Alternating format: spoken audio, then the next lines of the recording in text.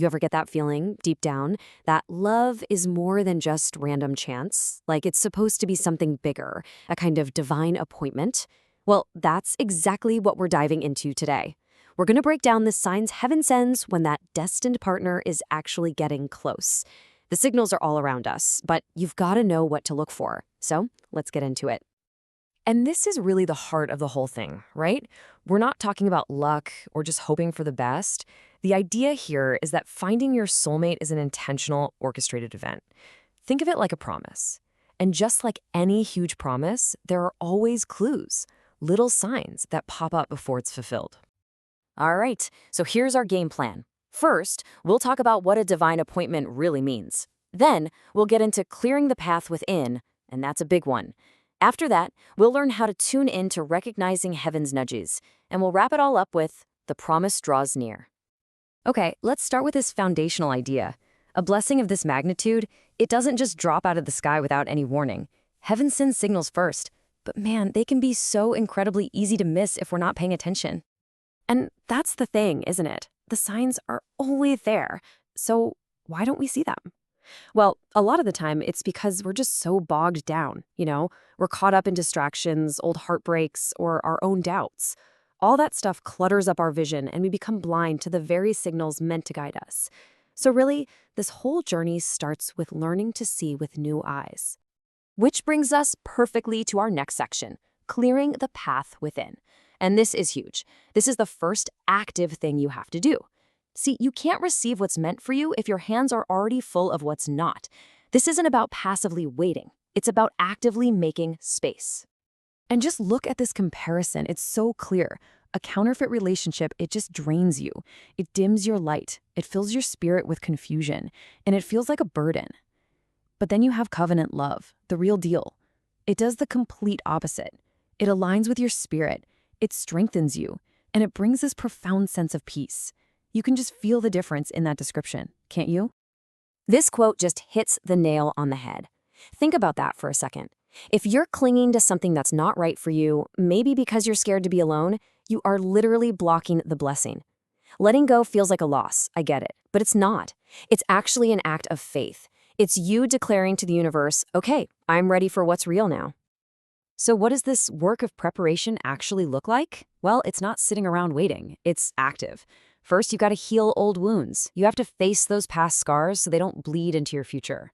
Second, grow in your calling. Find your purpose, because a person of purpose is drawn to another. Third, cultivate patience. This is key. A delay is not a denial. It's development. And finally, prove faithful. Just be a person of integrity in the small things, and you'll be trusted with the big things. All right, so once you start doing that inner work, that's when things get really interesting. You start to become more tuned in. This next phase is all about learning to recognize heaven's nudges. It's about seeing the invisible orchestration that's happening all around you. And the first big sign here is something called holy restlessness. Now, this isn't your normal anxiety or confusion. It's a divine unease. It's that feeling when things that used to feel comfortable and right suddenly just don't. And that's not a bad thing. It's actually a sign that you're outgrowing where you are and you're being prepared for a shift. So what does that actually feel like? Well, maybe the things that used to satisfy you just don't anymore. Relationships that once felt so fulfilling now seem kind of shallow. Places that felt like home now feel foreign. It's this deep hunger for something more, something richer. That's your spirit being tuned to a whole new frequency. Now, while all that restlessness is happening on the inside, you're going to start noticing things happening on the outside, too. This is what we call divine alignment. It's when events, people, and circumstances just start lining up in ways that are too perfect to be a coincidence. It's like the universe is literally rearranging itself for you. And this alignment shows up in some fascinating ways. Sometimes it's a door slamming shut, that rejection that actually protects you and clears the path. Or maybe it's confirmation, like when you hear the same exact message from 3 totally different people in 1 week. It could be chance encounters, or even something as simple as a delayed flight that puts you on a completely new trajectory. I absolutely love this reframe.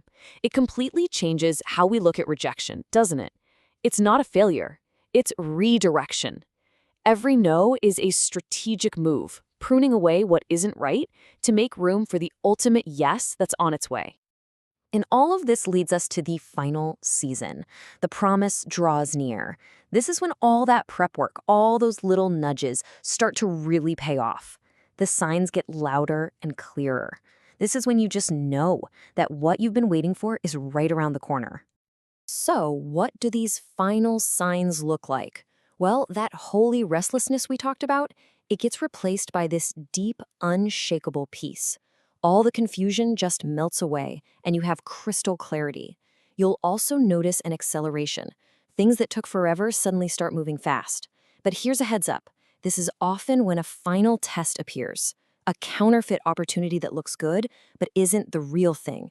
It's a test of your discernment. This is such a crucial point. It explains why there's a season of preparation. The waiting isn't a punishment, it's an act of mercy. It's making sure that when you two do finally meet, you're both healed, you're both whole, and you're truly ready for each other. So, as we start to wrap this up, I want you to take a moment for some honest self-reflection. Ask yourself, what counterfeit relationship or situation or mindset have you been protecting out of fear? What are you holding on to that might be blocking your destiny? And here's the final promise in all of this. When it's real, when the moment is right, you won't have to force it. It won't be filled with anxiety or uncertainty. There will be an undeniable peace, a clear alignment, and it will simply feel right, like coming home. So there you have it. You've got the framework, you've learned the signs, from letting go of the counterfeits to that holy restlessness to the beautiful dance of divine alignment. The only question left isn't whether the signs are there. The real question is, are you ready to open your eyes and finally see them?